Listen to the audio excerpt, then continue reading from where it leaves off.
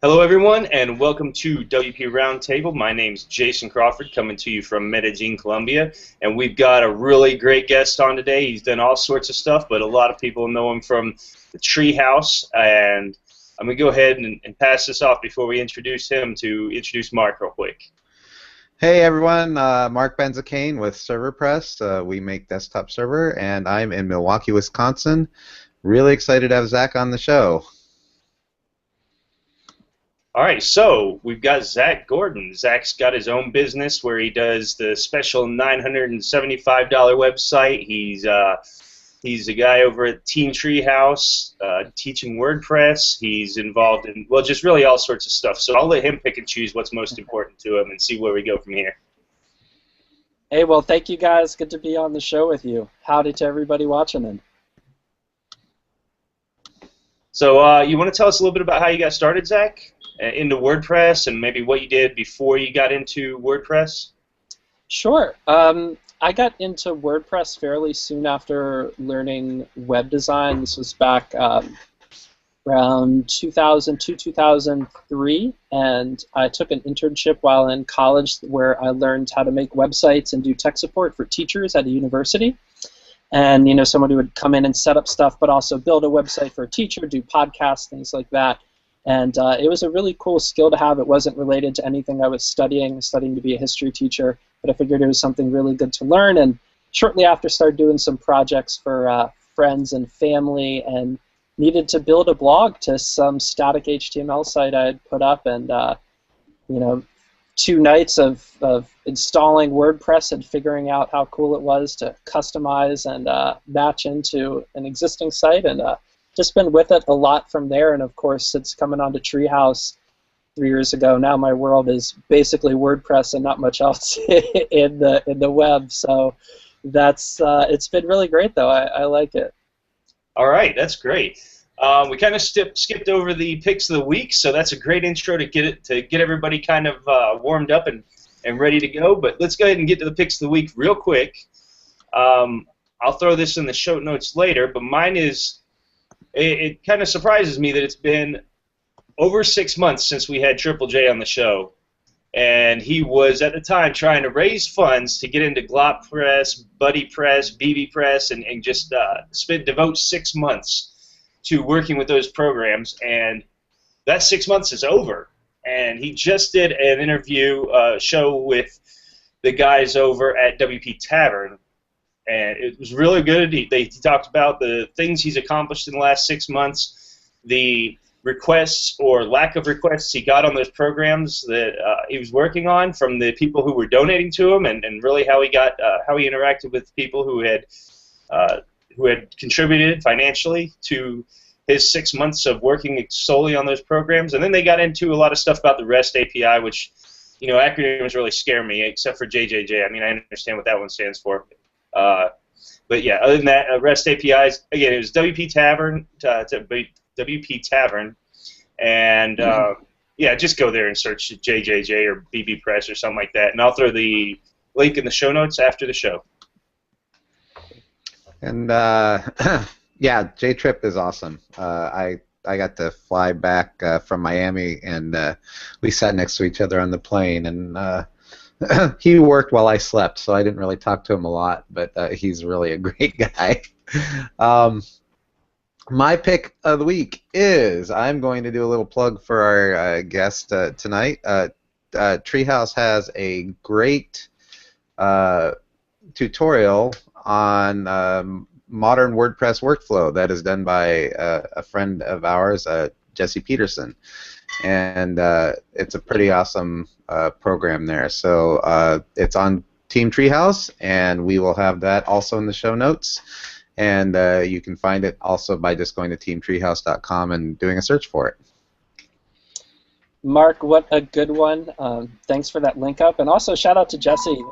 Was very happy to have him come on and help us with some Genesis content, and then do that course for us. It's a really great one. Also recommend checking it out. And it's cool because it ties in with what I wanted to recommend tonight, which is WordMove. And WordMove is a command line tool that would fit in with your workflow if you're already in the command line. And if you're not, it's a pretty cool one to get involved in. What it could do is move WordPress sites with just a few types of the key, and it can pull down themes, it could push up themes, it could communicate between server, live, local development environments, and it could also sync databases. So if you're working and you just want to pull down a live database or push it to production, you could do that really easily.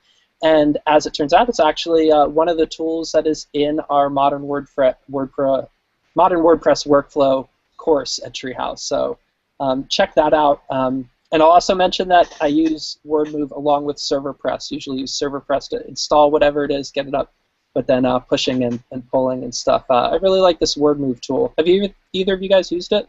I haven't. I might need to, because we actually get customers that request things like that, even though they're sort of not related to us, but we help them with just about anything that we can. So I'll have to look into it.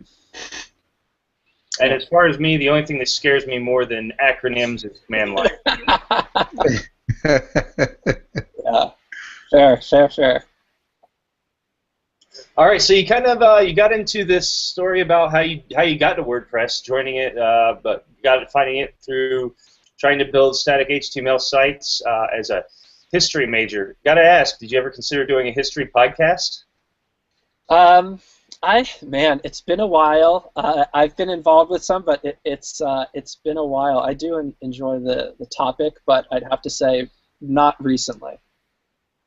All right. Well, maybe we'll throw some old ones in the show notes later on, and somebody can go back and check them all out. But yeah, so you moved on. You've been with WordPress since I think you said 03, 04? Yeah, I've tried to figure that out. 2002, 2003, really early on in it, and seen it evolve quite a bit. But yeah, it started off pretty early. And now, go ahead, Mark. Well, I was just going to ask, before you got into WordPress, you said you were a history major. Had you been involved much with technology at all prior to that point, or was it just like you found a need and kind of fell into it? It's a good question. I wasn't really that into technology. I liked the internet, and I think the first time I really got into it was I like to play music, and came across a MacBook and found GarageBand, and again, it was like a 3-day staying up process, and this is amazing, and look what this could do.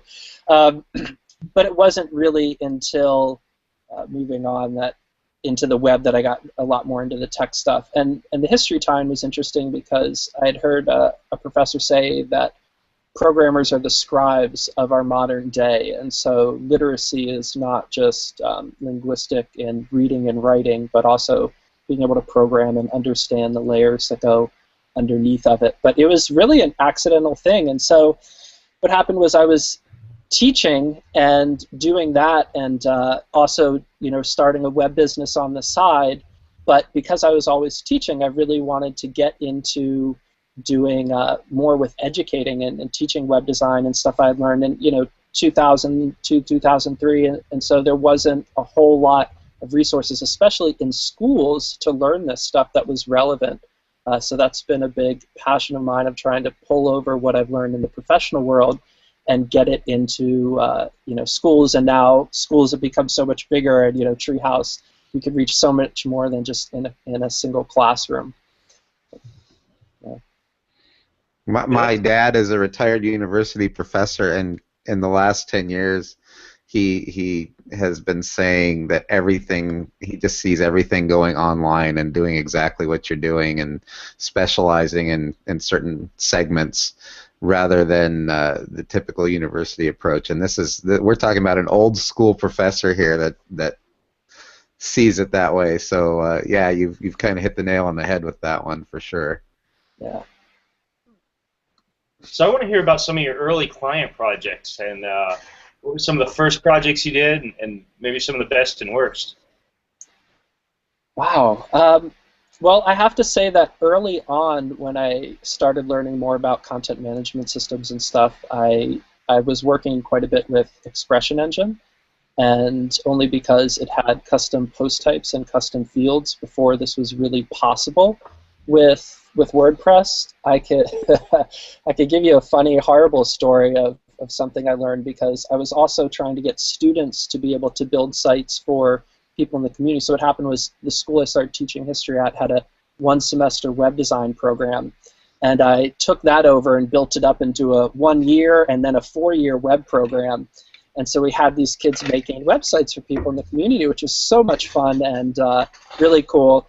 But sometimes they'd get involved with projects that were over their heads, and so I had to get involved with some of these at like really high levels of just staying up all night and working on these projects on the kids' behalf. And I remember one of them was we tried to do it in WordPress, and this is right when custom post types first came out, and it was just at the API level, and before even custom post types UI, this is the plugin and advanced custom fields and that stuff. And I remember we built this thing out, and it was for a publisher that had heard about our kids on a podcast talking about our program, and she called down from New York and wanted to hire our kids who were working in DC or Maryland. And so we started working on this, and they had so many entries and so many custom things that it was like more than 100 entries. And I remember at one point, all the custom fields just started to fail. And it might have been my lack of understanding, or it might have been early work with it and it wasn't quite fully fleshed out. But oh man, that was horrible. And I ended up pulling it out of the school project and building them a site for free. I had supported it for like 2 years. I did it in Expression Engine at that time. But after that project, I learned, okay, once the student meets a client, I leave the room, and if they can't solve the problem themselves sitting there thinking how they do it, then I'm not going to help them. That was a good lesson. Most of the WordPress stuff I do now, I made a decision a while back trying to go after those $10,000, $20,000 projects, and I realized that it would almost be more profitable, less time, and only selling out a little bit to try to cater to small businesses who needed sites that could just involve choosing a theme, throwing their content up, making sure it's optimized for small local businesses. And so the stuff I've done recently or been involved with has been really simple projects, and it's more just about getting them something solid and feels good, and haven't had to do too many complicated, or have chosen not to, projects recently. I don't think that's selling out at all. That's just reality. With everything else you've got going on, I don't blame you one bit. Yeah. But that does tie into some of your experience here, or your work with Treehouse. So can you start on that? How did you get involved in that? Yeah, let me just say, I love Treehouse. I love working there, and I was running a podcast called Required Listening with some of my high school students, and you could Google Required Listening and look it up. Maybe we'll throw it in the show notes. And we actually were covering the day that Ryan Carson first tweeted about beginning to think about this project. It was Think Vitamin early on, and then it became Treehouse. And I had an account from day one, and I taught my students it. I recommended it. I taught it at community college. Every winter break, I'd be like, go to this website, sign up. You're going to learn so much. I learned Ruby on Rails from watching Jason Cipher, and it was really cool to meet him my first day there at Treehouse. And so I was a huge fan early on, and I never would have guessed that I would be working there. It was a really funny turn of events. I had an invitation to come, recommendation from somebody, and it's been really cool opportunity. It did change things around a lot for me. I really like being in the classroom with students, but the opportunity to reach so many people is just amazing. And I'll tell you something that was tough. At that time, I was actually getting ready to go do a PhD because I really wanted to run a 4-year university program that pulled in the web into different disciplines and kind of revamped what computer science is bringing to the table in terms of turning out people that could work in this industry.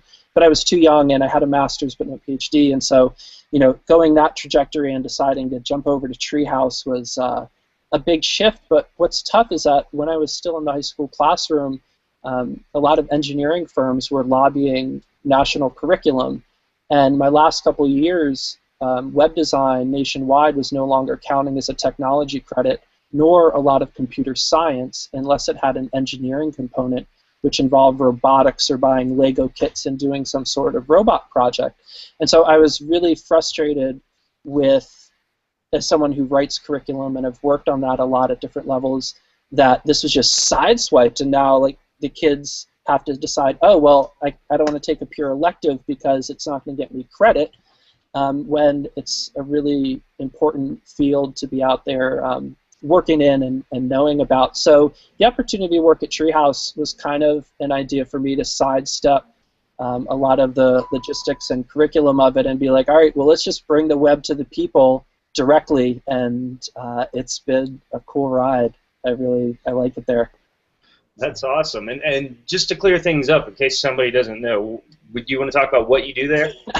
Yeah, well, let me say first what Treehouse is, because they might think that I'm working for a company that builds cool tree houses to go up in trees, which that would be fun too. But Treehouse is a technology education company with a mission of bringing technology to people who need it. We're $25 a month, give or take, for different plans, but something that's very affordable.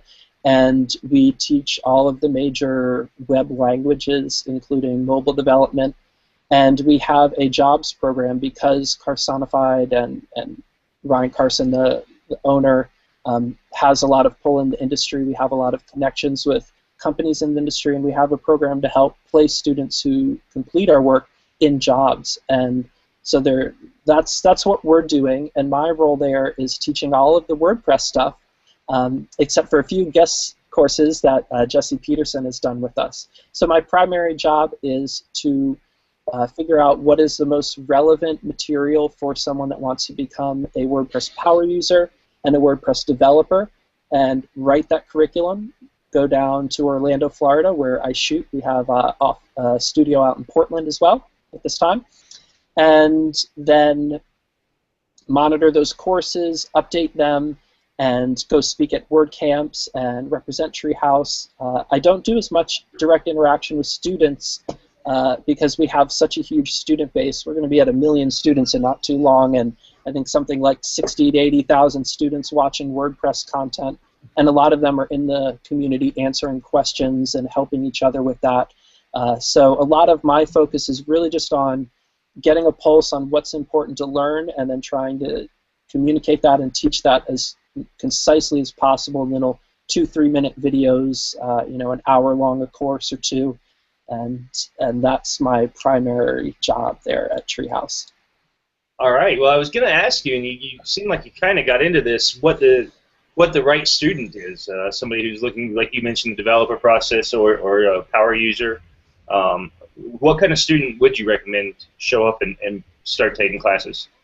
Yeah, there's two. We have the WordPress developer track. So this is really, I'd say, the hunk of it, and people that want to learn how to build their own sites. They want to learn how to edit sites. They want to understand how WordPress works under the hood, how hooks are working. We have a full course just on the template hierarchy. So anything about building themes or basic development, we get into plugin, working with APIs and things like that. So someone out there trying to learn this, Treehouse is a big focus on beginners to intermediate. Our stuff covers. So I've heard people say that have been working in the field a lot, that maybe they check out something and they learn it, but really this is for people that are getting into it and want to learn the basics into the intermediary level. With our development, now our using WordPress is an audience that I think Treehouse hasn't quite tapped into, or the community hasn't found Treehouse in this way, but it's anybody out there who needs to use WordPress for their work. You update a company's site, you're working at an agency as a product manager, and you just want to know like what WordPress can do, what can't. You want to know how to speak to the developers, understand the scope of projects, and even how to log in and do things on a simple level or even slightly complex. We have a whole range of courses for them as well, but I'd say it's a lot of people that are learning the development skills that are our primary WordPress students. Well, since you bring that up, I mean, how long would a course with the course you were just describing, B, the one for the person who just needs it for their work or something like that. I mean, how long would it take them to get a good understanding of what they need in order to build a website for their work? You know, I'm actually working on relaunching this track. It'll be done. This is my current project, literally as we speak. And I'd like to be able to get it down to, say, in 2 to 4 hours, you can become a WordPress power user. And we have a really cool built-in tool that's launching with this where you could actually edit WordPress sites right in our console. We have a WordPress learning environment now that's going to be so cool. You can actually code in it as well. And so it'll be a very comprehensive, easy walk you through. We'll throw up a bunch of different types of sites, things you would experience. But that's not one. You know, the development track, we're talking maybe more 8 to 12 hours by the time you're done, but that's a lot more to cover. But probably 2 to 4 really is the ideal time for that power user. Cool. So since you started at Treehouse, what kind of changes have you seen then, and where are you taking it in the next, I don't know, 1 month, 6 months, 2 years, too far down the road? Yeah, man. Yeah, our owner has a big vision and a big mindset. They are really after trying to solve the problem of scaling technology education. And a lot of what we do is after, you know, being able to serve millions of students around the world.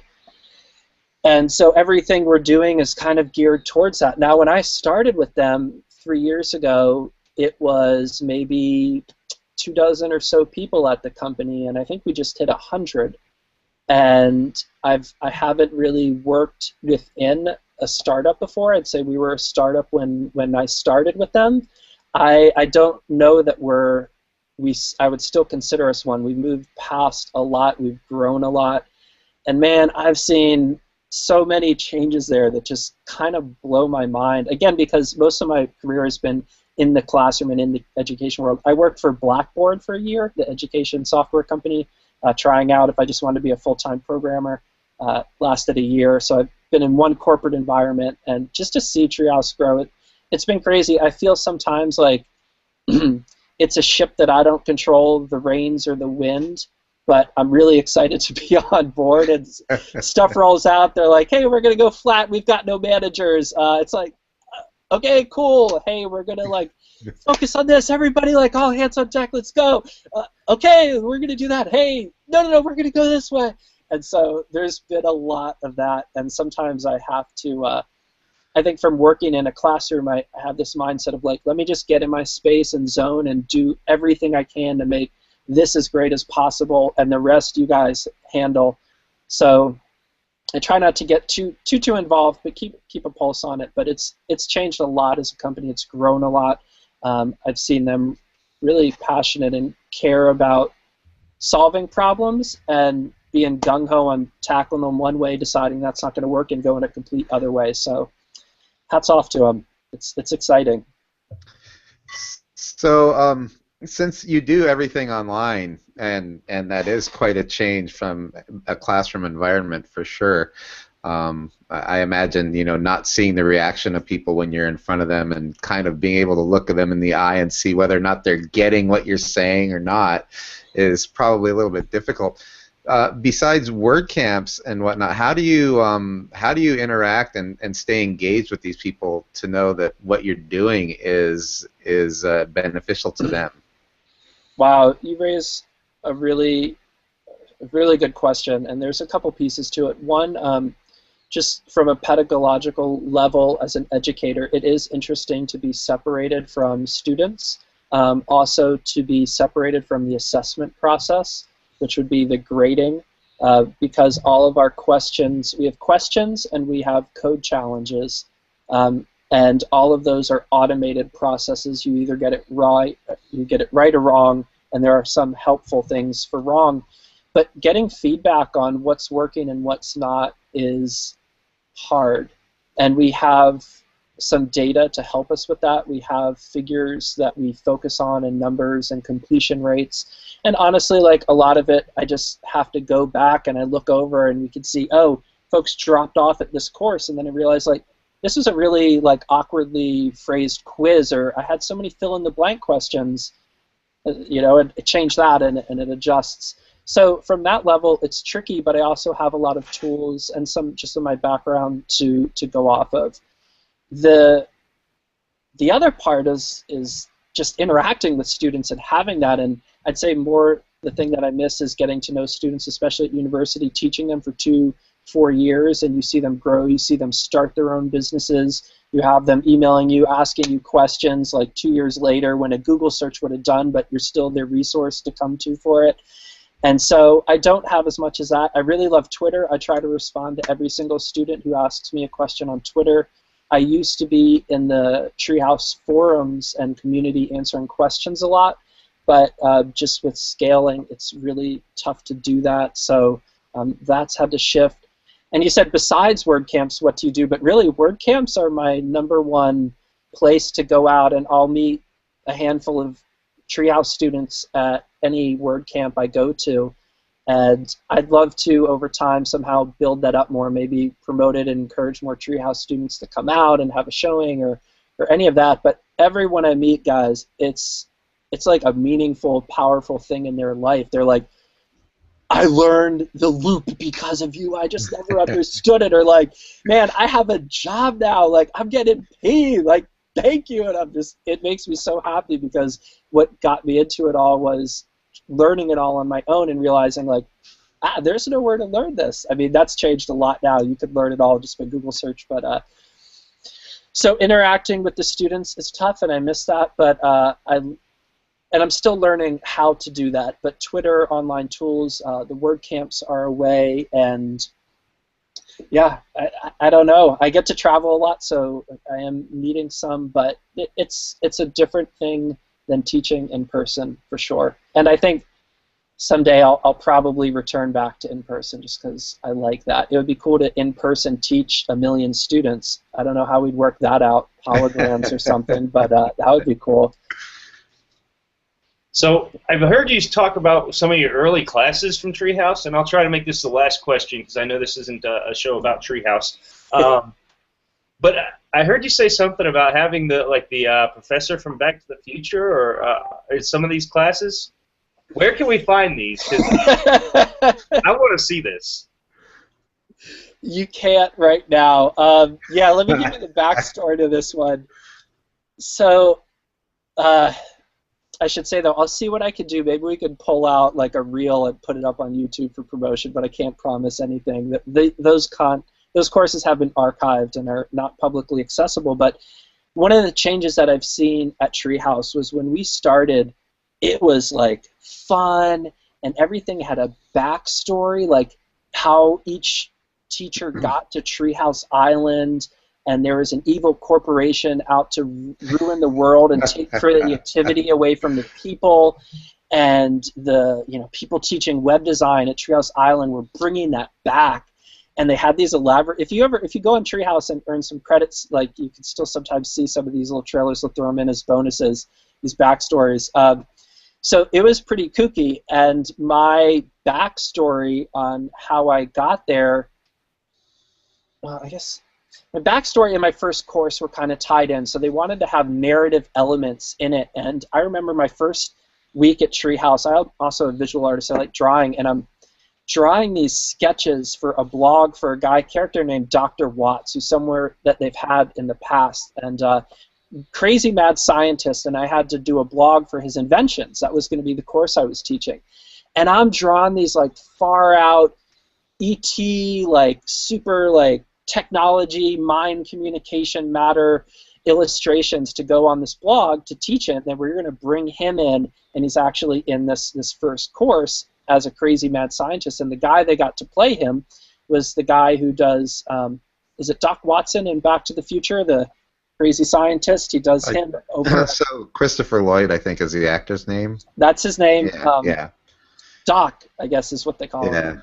Doc something. Yeah. Doc something. Brown, maybe. Doc Brown. That's Doc it. Brown. Yeah. So picture him, and this guy's pretty much a spitting image, and plays him because Orlando Treehouse is downtown, and not too far away is Universal Studios and all that. So one of the video pros, shout out to Fred, my boy, love that guy, knew him and brought him in, and man, this guy was Paul is his name, was out there just like, on and off character, and we did some far out trippy stuff in that. It was ridiculous. Like, I remember that looking at them being like, this is my first video, I'm not sure how this is all supposed to be. Like, you sure you like push it further? Like, be more ridiculous? They're like, yeah, go for it, go for it, go for it.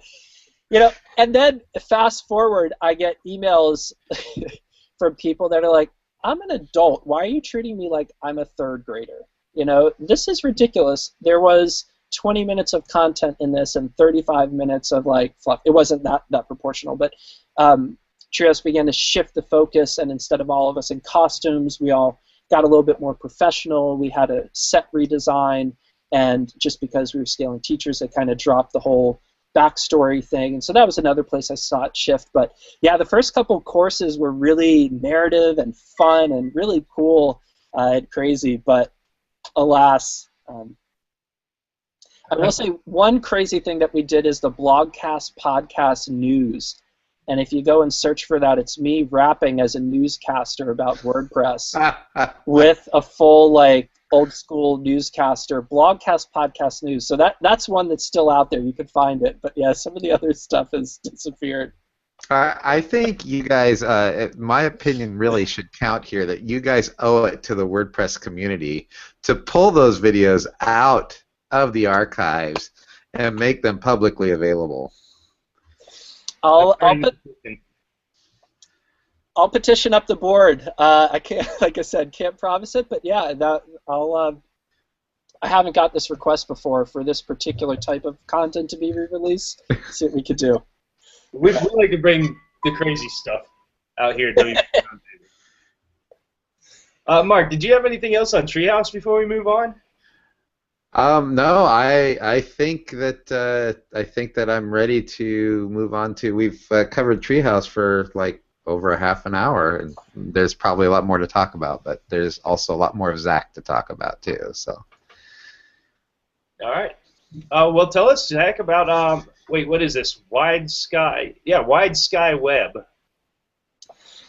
Well, Wide Sky Web was I don't have a ton to say about this because it's not the most active thing in my life at the moment, and I'll share why. But Wide Sky Web was the company I started early on, right after graduating. I don't even know. I hadn't graduated from college. I was still in college, and I hired one of the other girls who's in the internship program with me who learned web design, and we started building websites together. So it's just been my side web design company that's evolved over the years. It's being more redirected now to 975 websites, and there's a domain 975websites.com, and if you go to Wide Sky Web from my site, it'll kind of point you over there now, and that's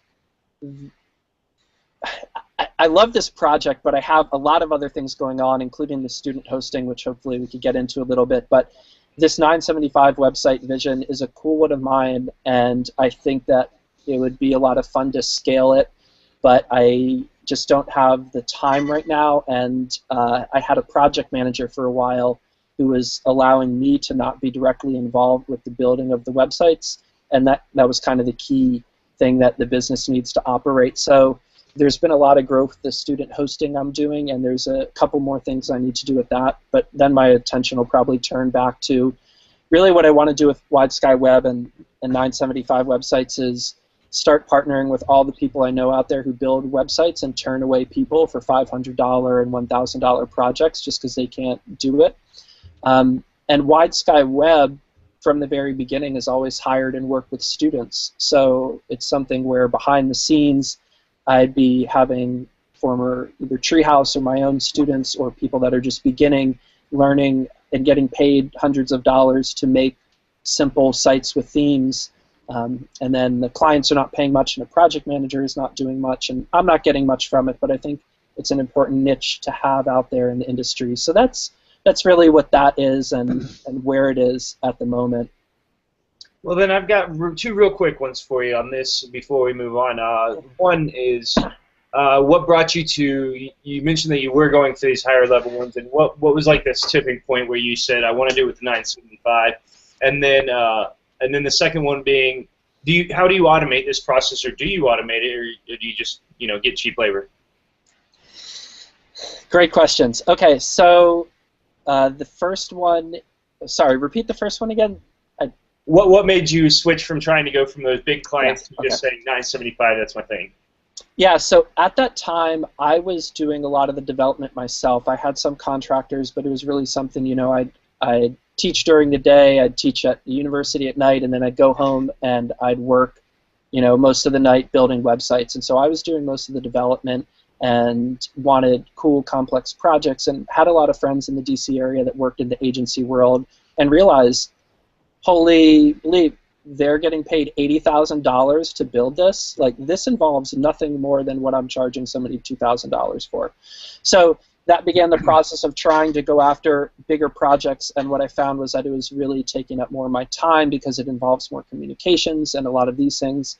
And I brought in a friend of mine with 2 business degrees to and a lot of connections in certain industries to help with sales, and also to look at my automation process and figures and help analyze that. And I've been doing business for about 10 years at that point, completely on my own, and really just learn it as I go and making all the great mistakes you can, and probably charging way too little for the money, you know, that common thing. So he came in and he said, wait, you'd actually make more money if all you did was go after $1,000 sites. You mean you're turning all these down and you're spending all this time going after this, and it requires this much of your time and like all these conversations.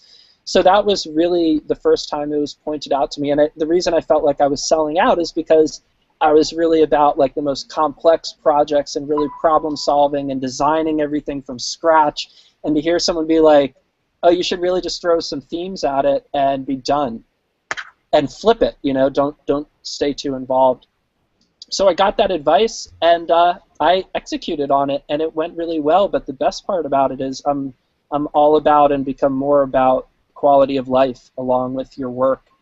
And man, that made such a big difference. And I also realized that you know, my dad brought my sister and I up running a small business, and I have a lot of connection and support for small businesses, and their jobs aren't getting any easier, and it can be tough for them. So I really felt like, man, I'm giving a service that really matters to people, and I can make more from it. And it didn't really seem anybody else is tackling this niche as a true company, and not, you know, one of the big, huge companies that'll get you a $100 website or a $500 one, but isn't company behind it. So that was the switch, and yeah, I love automation, and luckily I could geek out on that as hard as I can on you know, building the actual technical specs of the site. So thinking about how do we automate the process, what tools are we using, what steps are involved, and really it's about constraining what's involved to build one of these WordPress sites, and finding the right client who doesn't care and is completely happy with that. And so it really came down to setting it up so, like, okay, we have a collection of themes or theme companies we tend to work with. We could pull together 5 designs pretty quick. We have a set process for how we gather their content, how it's thrown in, what server environments we're using, trying to host all of our own stuff, and then just executing that. So, like I said, I'm not really up in production running with it now, but when I last was with it, it was going really smooth without me having to do much. And that's a really cool thing, and I like the model. And equally important to me is that each person that's doing a part of this is getting paid well. I always told my students, like, you could charge $20, you could charge $30 an hour, even just starting off with this. And I like to be able to offer that. So, you know, $9.75 is this. I'm not going to tell you exactly what each person is making, but the developer is making a significant amount for the small amount of work that they do. A project manager. Oh, I adopted the Treehouse model. We only work Monday through Thursday, and all client communications are done Friday. So I'm only paying a project manager to work half a day on a Friday, and all of our projects, no matter how many there are getting done. And then a developer knows that they're only going to have X through Monday through Thursday, and I like that model. I thought at times about using someone like Codable or outsourcing it, but it never felt right. Wide Sky was always a vision to be employing students and people new to the field as well. So the more I can facilitate that, the better. I haven't asked Treehouse formally if they're cool if I start hiring our students there, but I hope that the time could come where there isn't any conflict, and that would be really cool. So, moving on, let's talk about the hosting for students, which seems to be a pet project of yours. Yeah, so I started hosting student websites in 2009. By the way, web hosting for students is the site and is my project. And what I found was I was teaching high school and community colleges and some tech schools, you know, the like Art Institute, DeVry Institute type places. And what I found was there was no consistency in terms of what their hosting environment was. And that also tied in with what tools they were using and how they were being taught that. But really, you know, I saw everything from a whole university, an art school, have like one and one, you know, that hosting company, oneandone.com, one shared account and give like a slice of that to every single student. And then somebody else would buy like a new account for every single student from Bluehost. And a lot of schools were like, oh, well, we have our Cold Fusion server that we have running, you know, right over there in the computer science group. So that's what they get. And then teaching in high schools, I've taught in some middle school programs, you have the issue of, no, our students can't get online and start uploading things. Like that actually literally gets into breaking federal mandates for what stuff can be allowed into schools and what access they have going out, what could be posted. And so I saw this, and I had been hosting client sites for a while, and man, hosting is something that I was always, I guess early on I decided that decision, like, do you host your own stuff or do you get them all off on somebody else's server and don't worry about it? I decided, I'm going to do it. God, man, the amount of problems and learning I've had to do completely unrelated to just building websites from that. But it's cool. I like the industry, and I set up something where basically I took a VPS that I had and I started giving students free accounts if they were one of my students, and then I'd cut it off at the end of the year. And then I being an entrepreneur, I set up a website, studentwebhosting.co, because I couldn't get the .com at the time, and it was, people would find it on Google, you know, and sign up. So I'd have occasional students signing up there, and then some other teachers got wind, and I was really big in web education, especially curriculum and helping train other teachers. So, you know, then I started buying more VPSs and giving them a slice. They were helping their students out. Students would leave and then want hosting, so I'd help them with that, and it just kind of built and built over the years. It was always just a fun side project. I think I made 12 cents per account a year. So we're talking like I got out the calculator and it's like, all right, well, how much does it cost me to give out? The whole thing about student hosting is they're like basically a gigabyte account, right? So it's a gig of hosting, and it's maybe 10 to 30 gigabytes of bandwidth per site.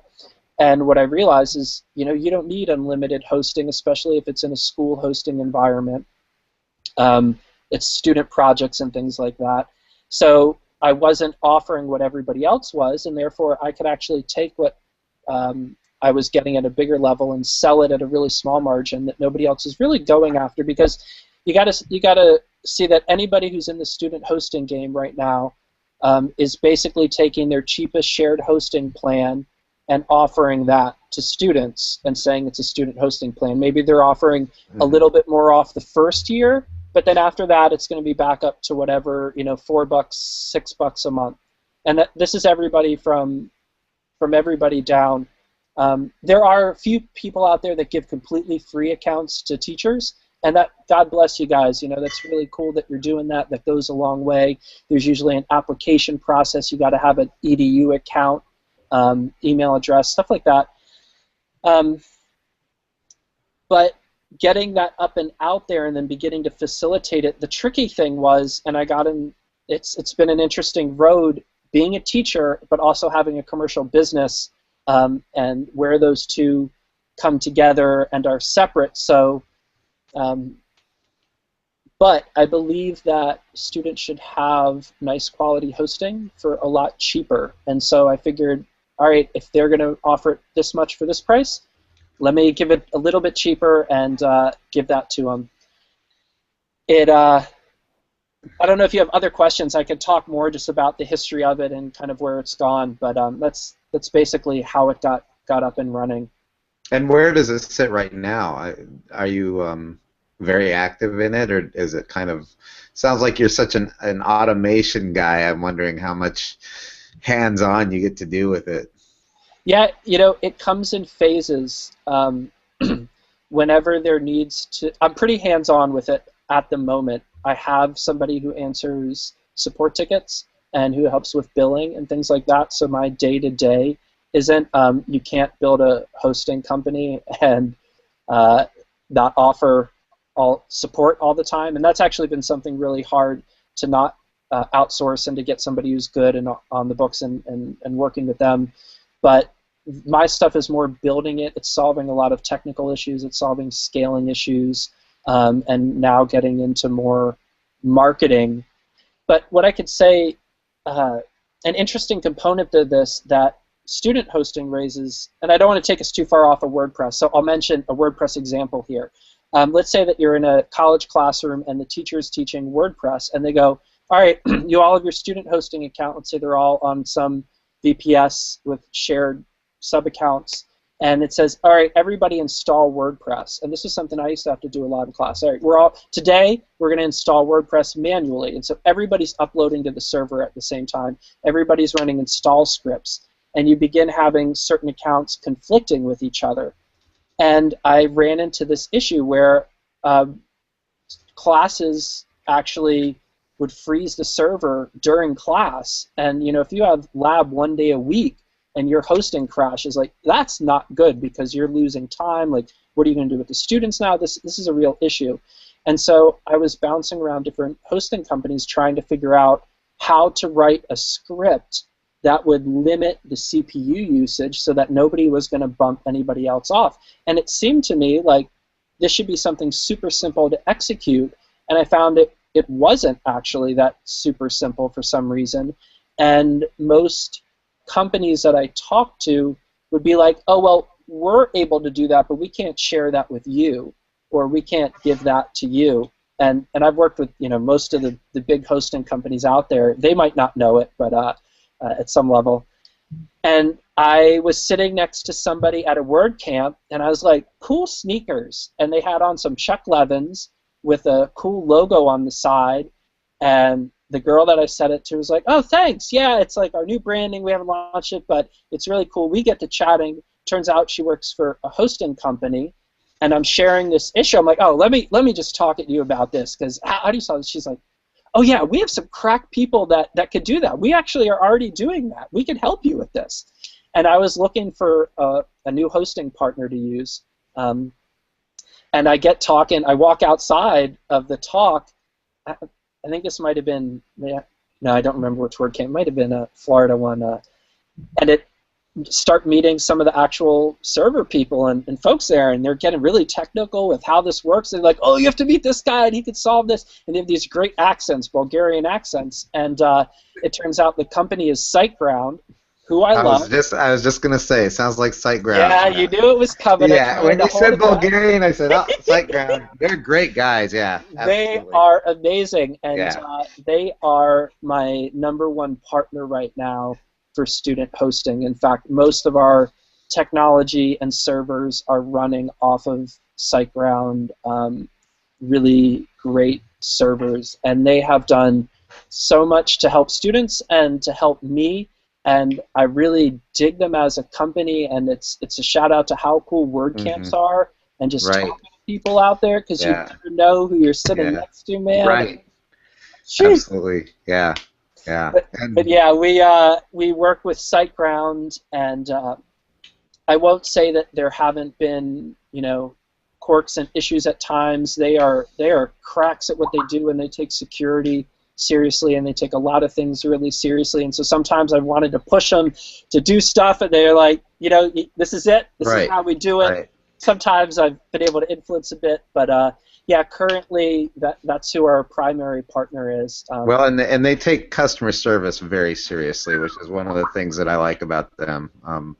We obviously, in the position that we're in, we work with almost all of the major WordPress hosting companies, and I got to tell you, my experience with SiteGround has been just nothing short of fantastic when there's been any type of service issue. So yeah. I'm right there with you on that. Yeah. I could say too. So I found this out, and like 2 days later, I'm like, all right, I better test these guys out. Let's see what they're like, you know. And so I created an account under a different name, and I had a WooCommerce site that got updated to 2.0 and wasn't ready, and it killed everything, and it was a hot mess. And so I just uploaded it to their server, and I knew it. I tried to problem solve it, and I couldn't. I don't know if you guys remember, worked with WooCommerce when 2.0 rolled out. But anything that has a major release and it broke some back stuff. And so I just kind of played innocent and was like, hey, I don't know what happened. This is my WooCommerce site. Can you fix it? And, dude, they had it fixed in 4 hours, up and running. And then that really sold me on it. And yeah, they're kind of our third-tier support when we can't really help something or figure something out. We're actually able to work with some of their engineers, and that's tremendous. I have a lot of great things to say about them. Yeah. So let's move on to WordCamps and the community, the WordPress community. I know I mentioned to you off air that I see you at WordCamps all the time, which means either you go to a ton of WordCamps or I go to a ton of WordCamps or both.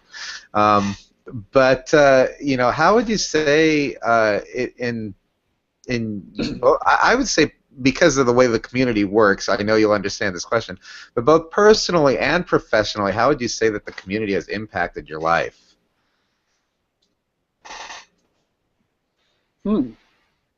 That's a tough one. Well,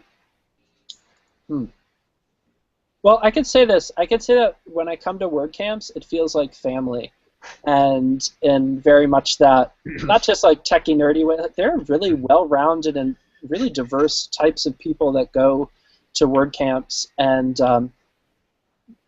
having gone to them for years and years, and I've been kind of nomadic the last couple of years. Yeah, so I drive to as many WordCamps as I can.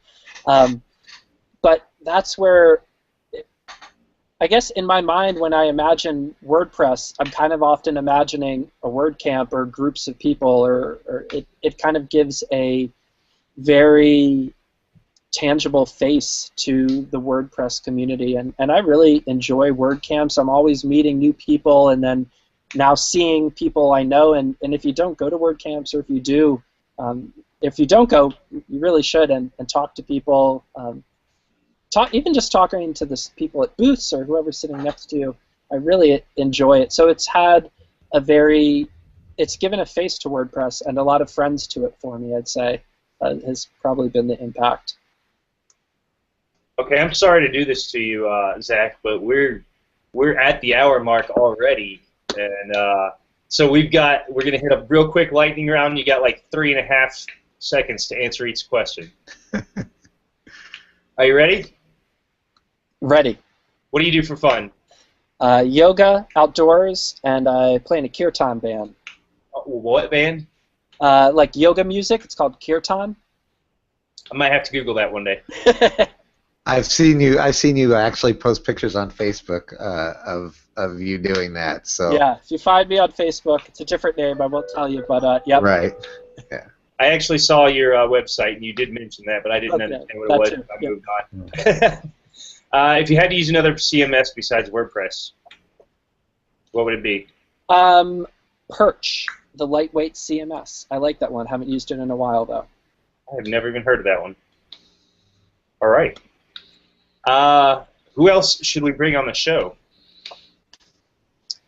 Oh, man. I wasn't ready for that one. 1,000, 1,000. I'd pull on the guy from Prosperous that has built the subscription manager for WooCommerce. Name is Brent. Brent, have to give you his last name. Then Brent on Twitter, but very knowledgeable guy. He's the first one that comes to mind. Very interesting problem solver. All right, Kyle, you better be watching this so you can get in touch with this guy because we all know how hard it is, how troublesome things go when I'm one stuck dealing with the guests. And last one, questions we didn't ask but should have. Brent Shepard, thank you. Then Brent on That's a Twitter. great question. No, you guys, it was so great to come on. Thank you for asking me all this, and shout out to everybody watching, especially those on Treehouse. If you haven't, check it out. But yeah, thank you guys so much. This was a lot of fun. I had one last question. Where are we going to see you around? I'll be at WordCamp Baltimore next this year, and then I'm very curious to see what WordCamp USA turns out to be. It would be cool to get to that. And Mendel from GoDaddy is doing a off the grid camping WordCamp. Yeah, the Camp Press, right? Well, Camp Press. I want to see how that goes because that's my style. I think he's put it off till next year, but I'm not positive on that. So yeah.